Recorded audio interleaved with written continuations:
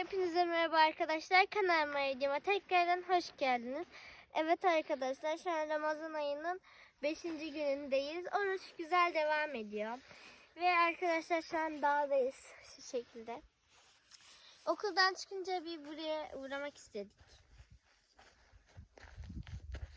Ve şöyle bir çiçek buldum. Çok güzel, mosmor. Ben zaten böyle mor pembe gibi renkleri çok seviyorum arkadaşlar. Sizleri kocaman öptüm. Bay bay.